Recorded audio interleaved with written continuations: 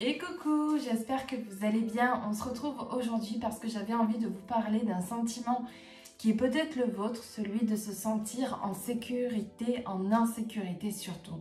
Peut-être que ça te parle ou peut-être que ça te parlera pas. En tout cas, bienvenue sur ma chaîne YouTube. Je suis Laura, fondatrice de l'Académie des femmes éclatantes, une académie qui est faite pour toutes les femmes qui ont envie d'être pleinement elles et d'oser être ce qu'elles sont au plus profond d'elles-mêmes. Aujourd'hui, je voulais te parler de ce sentiment profond d'insécurité que nous avons ou que tu as. En tout cas, moi, je sais que je l'ai eu énormément et ça se traduisait par beaucoup d'anxiété et beaucoup de peur. J'avais peur de me montrer, ça me mettait en insécurité, mais j'avais aussi peur, en fait, autant pour moi que pour les autres. C'est-à-dire que j'étais dans la peur qu'il arrive quelque chose à mon conjoint, à ma famille.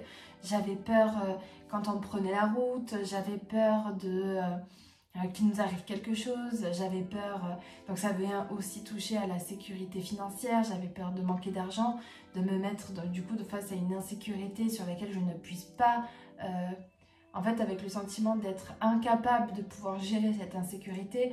J'avais peur dans mon business du coup de me montrer, j'avais peur d'être vulnérable, etc. Et tout ça me mettait en insécurité et cette insécurité, ce sentiment-là, cette peur-là, m'empêchait en fait de vivre pleinement ma vie et m'empêchait du coup aussi d'être 100% moi par conséquent. Par exemple, au niveau de ma relation, j'avais peur que, par exemple, des choses toutes bêtes, hein, il prenait la route, le matin, je lui envoyais toujours un message, dis-moi si t'es bien arrivé. Puis un jour, il me dit, mais tu vas me faire ça toute ma vie? Tu vas m'envoyer un message tous les jours, je vais au travail en fait. Donc oui, ça part d'un bon sentiment. Le problème, c'est l'intention, c'était la mienne, qui était celle de la peur. Et donc, cette peur me poussait d'être dans un absolu contrôle en fait. Il fallait que je sache, que je connaisse, que je sois dans la maîtrise de tout ce qui pouvait se passer. Sauf que je pense que je ne vais pas te dévoiler quelque chose de fou, mais on ne peut pas tout contrôler, ce n'est pas possible. Et donc ça, pour moi, c'était très compliqué à comprendre, le fait de devoir lâcher, parce qu'en fait, je ne contrôlais pas, en fait. J'avais l'illusion de contrôler quelque chose, mais en réalité, je ne contrôlais pas. Ce que ça vient de toucher, en fait, le sentiment d'insécurité, c'est qu'il y a beaucoup derrière de culpabilité. Ah ben si j'avais fait ça, alors j'aurais pu anticiper telle chose. Ah si j'avais pensé à ça, si je savais ça, alors ça me permettrait de, et donc du coup je ne vivrais pas telle ou telle souffrance. Et donc d'être tout le temps dans cet absolu contrôle et dans cette absolue culpabilité, du coup, nous fait être toujours dans de devoir toujours tout anticiper, de devoir toujours tout planifier, de devoir toujours tout penser, etc., etc. Alors qu'au final, en fait, on ne fait que s'épuiser. Alors attention, c'est pas tout blanc, tout noir. Je ne dis pas non plus que nous devons rien contrôler et se laisser vaquer à la vie. Non, parce qu'effectivement, on a besoin de contrôler, on a besoin de gérer ce qu'on doit gérer, on a besoin d'être responsable de notre vie, de devoir mettre de la rigueur, de l'organisation, de la discipline, et ça c'est ok. Par contre, on met de la discipline et de la rigueur et de l'organisation sur ce qu'on peut contrôler. Et là, tout est là, le discernement et tout le travail sur soi, c'est de savoir qu'est-ce que je dois contrôler, qu'est-ce que je peux contrôler et qu'est-ce que j'ai surtout envie de contrôler, qu'est-ce qui me fait plaisir de contrôler. Parce qu'au final, on se rendra compte qu'on va aller chercher plein de choses à contrôler et au final, ça ne nous met pas en joie. Et je pense que le contrôle, la sécurité, l'organisation peut être vraiment quelque chose de très festif, de très joyeux, de très léger, si on sait comment s'y prendre, si on sait quoi faire, si on sait quoi maîtriser, si on sait quoi regarder et si on se positionne de la bonne manière. Le problème, c'est quand on veut être un dieu ou une déesse, mais vraiment dans le côté de je gère tout l'univers, bien là, forcément que on n'a pas les capacités. Donc forcément, on va s'épuiser. Alors que si on regarde vraiment ce qu'on a envie de contrôler, ce qu'on veut contrôler, etc., eh bien oui, ça peut nous amener beaucoup de plaisir et de joie. Et tu vois, dans ma relation de couple, par exemple, ça a été de lâcher ce que je ne peux pas maîtriser. C'est-à-dire que quand il prend le volant, quand il sort de la maison, et même quand il est dans la maison, il y a des choses que je ne peux pas contrôler de ce qu'il fait.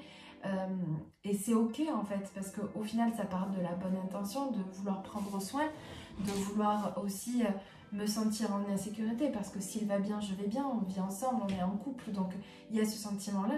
Mais en fait, j'allais du coup m'immiscer dans sa vie et c'est pas bon. Et c'est exactement la même chose avec mon fils. C'est-à-dire que même si aujourd'hui il a que 6 ans et demi, je ne suis pas non plus... je n'ai pas non plus la responsabilité de tout ce qui peut se passer dans sa vie en fait, dans son existence. C'est-à-dire que même s'il est sous mon contrôle, entre guillemets, que je suis sa mère et qu'il va jouer, bah oui, des fois j'ai pas le regard sur lui et qu'il peut lui arriver des choses. Et j'accepte aussi cette possibilité-là parce que si je suis dans cet absolu contrôle en permanence, eh bien j'en perds mon latin, quoi. Je m'épuise. Et j'en ai qu'un, donc j'imagine même pas les femmes qui en ont 10. On peut pas en fait, on peut pas. Donc il faut aussi accepter ce qu'il est possible pour nous de faire et surtout pas au-delà de notre capacité physique, c'est-à-dire que la femme qui a 10 enfants, ben, physiquement elle peut pas avoir l'œil sur 10 enfants en même temps, à part si elle les met dans une cage, mais c'est pas le jeu. Avec un, potentiellement je pourrais être derrière lui et le regarder fixement, mais est-ce que j'en ai envie ? Est-ce que c'est la vie que j'ai envie d'avoir? Et c'est là la plus difficile, c'est-à-dire que oui, prendre des décisions quand c'est de l'ordre du matériel, de la possibilité physique, etc. C'est facile de se dédouaner, ah ben non, je ne pouvais pas.